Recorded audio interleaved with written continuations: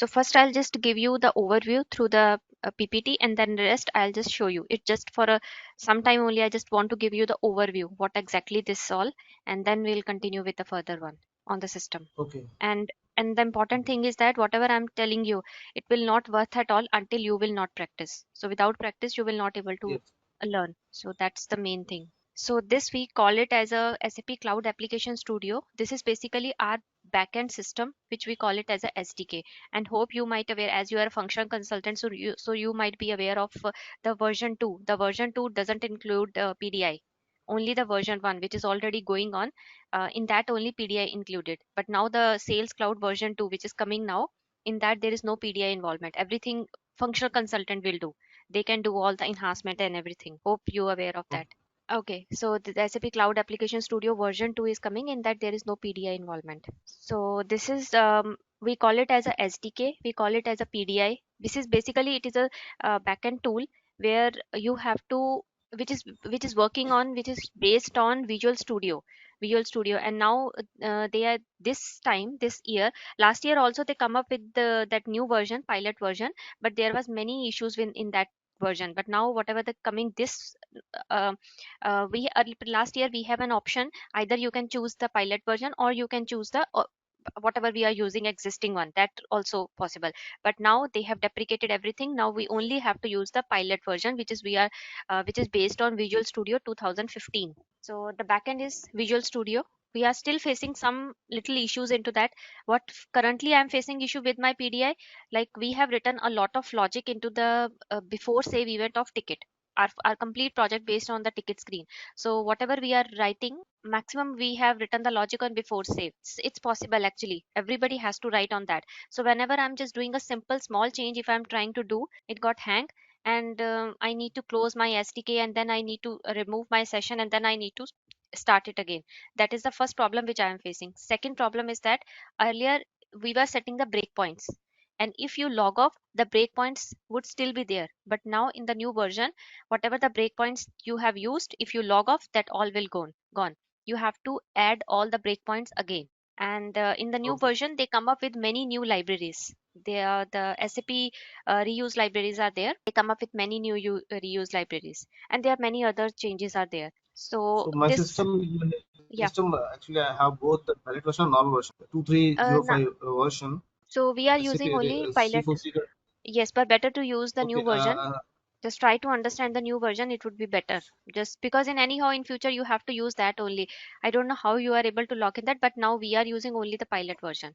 So this only thing is that this is a software development kit which enables, which allow the SAP developers, so whoever the SAP partners, like we are the SAP partners who are working, who are developing all that things for the client. So we are SAP partners, and the customers also, if whoever like a product company, they itself they have employees who are working on that. So everybody is using the same SDK. SAP is using a BAP in the backend. So they have in the backend system where they are just C4C is the backend, a BAP logic is there, and all the screens are there. Their backend Java logic is there. So backend I'm saying. So this is the developer toolkit which we are using to develop all our logic or screens or enhancement and everything which we are using. So this C4C, basically earlier this all was products. SAP C4C has all these products: sales, services, marketing, social engagement. And as you aware of might be, marketing is now come out of it. Sales, service Yes. and engagement is there, but marketing come out of it. This I have not removed it, so because I just want to tell you marketing is there. And this is just a simple overview, like how we can what you can do into the SDK. You can create the custom BO, you can extend the standard BOs, means you can do the enhancement, you can create the new screens, you can enhance the standard screens, you can create the services, that REST web services you can consume, you can talk to another system, or all that things you can do. So these all is means extending the cloud application studio, means you can create or you can extend as per your client requirement. And as you know, we can use all this scoping are there. As per our system, we can have to do the scoping, customization, and then we can use all the multiple devices we can use. Whatever, if I'm developing a screen in the backend, I can set the tools, like it should be like for the resolution perspective, it should be properly visual on a phone, on a tab, or etc etc etc. So this all, Huh. you know all that, so I'm not going deep into this. So these all are the key features which I told you. You can create the business object, you can create the screens, we call it as a UI interfaces, web services, SOAP, it's standard one which are still going on, but we are not relying on that. We are just nowadays we are using the REST services. SOAP which are already existing, that we are using, like a sales order, pricing. So these are the standard one which we are already using. So we keep on using that until SAP is providing. Once SAP create the any REST service, we will keep on using that. But nowadays, if we have to update sales order, if we have to update the ticket from the external system, we are giving our REST service to them. For the pricing and all that, we still have web services which we are giving to the external system, and that they are using.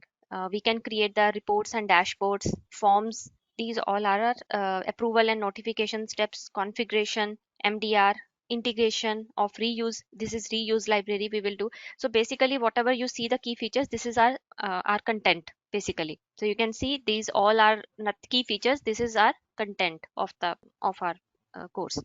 And this is a system overview. So first, this is a browser which is a UI screen, and how we are doing. So first step is that as a developer you will write all your development, all your logic here, you will develop here, and then after developing, this is the backend system, like how it will go. This is the backend, like in this SDK, the backend system, what is the back behind this, which I told you, ABAP logic or SAP content, means you are using your standard BIOS, you are using SAP standard BIOS also, or you are using custom views also. So this means a repository, everything is getting stored into your repository. Yesterday I was showing you, go to the serve accounts and all that, so that is nothing but repository, our database. Okay, and once you develop, you deploy into runtime, and then you test. So this is our flow. First we develop, we deploy to the runtime, and then we can test. This you got it? Just stop me wherever. This is just an overview of most of the things you're already aware, but I will show Yes. you into the directly into the system. So that's why I'm just simply just showing you. This is the front end design runtime, how we are doing. You just see this all we will do. This is in the front end screen. Whenever we create a screen in the backend, you can see these tabs. So these tabs are work centers. How we create these work centers, I will show you. And in the backend, this work center is nothing but you are creating an account. An account is getting stored, is an entry which is getting stored into your BO, means your database, accounts database. So that is nothing but your business object. So we'll create. So this is something which you have to understand. When we log into the system, you will see these all are the solutions. In for the client solution, there will always be a one or two solutions. Test environment, so multiple users are creating. But as you are already belongs to a client system, so you will see there is a one or two solutions would be there. So for the client, always there will be one solution, or there may be two also if they are just for some purpose they are creating two for some reasons. Because some of the clients, if we see some clients, they are working, let's suppose if you have a client, you are a client, for your client you are working, okay, so you are using one solution, might be SAP also working for them. So they, for that they have created a separate solution. So there is no relation between the independent thing, you are doing your independently your work, they are doing independently their work. So no interrelation, nothing, no one will be disturbed. Yeah, but the problem is that ticket is the same, because for them UI is same. If they are doing any logic, that is that will create a issue, that will impact on your also. So always you have to take care.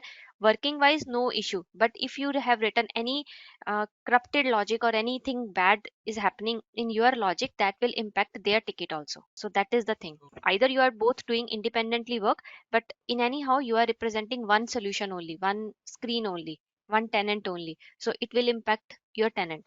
Okay, and this is our, we call it as a solution. How we create a solution, I will tell you. And this is the place where we are writing the logic, we are writing the BO solution, we are defining description, everything we are doing. And this is a solution explorer where you will see what you have done. You have created a BO or script or everything, so this all you know. And the properties also you can see, you can see the errors, all that. And this, I think this also might be you aware of how to create a tenant URL and the tenant name. Yes, Yes, yes, okay. yes. So this might be types of solution, you know. This is a customer specific solution. Customer specific means your client. You are working for one client, so that is a customer specific. It is specifically to that client only. Solution template is what which we are using internally for our company. Like if I belong to one company and I'm working for one client. So my client to whom with whom I'm working, that is my customer specific solution. If within my company I am working on some solution, so I'll create a solution template. Solution template is one which we can't move from one tenant to another, means from dev to production it will not move, because it will never be assembled. Okay. Customer specific will be specific to that customer and it will be assembled, and you can move to one to another tenant, dev to production, dev to test. Multi customer specific solution means one solution is there, there is a one tenant or one solution which can be used by multiple clients. Like this is basically in this, whenever this kind of a scenario, we always have to take help from SAP, but mostly we are not using this. But in case like there is something which you want to show for as a demo purpose, you are trying something and that you want, then in that case you have to take a help from SAP. SAP will create only this solution for you. So whenever this MCS coming into picture, SAP will be there. And this is basically country specific localization. Whenever it is coming, this is coming into business by design, not into C4C much. It is localization is mostly related to by design. So this is a complete life cycle, build, go to test tenant, testing, then deploy to the production, and then open for the use case. So this is a life cycle management. How is this? So now I'll just log into this tenant. As of now, these are many solutions are there. So we'll create a new solution for our create solution, or I can use the existing one also. If I don't want to use, I can use someone else solution. This one synchronization will always take a time, because it's nothing but and one more thing, if you just check in your documents, you in your system SDK will definitely be there.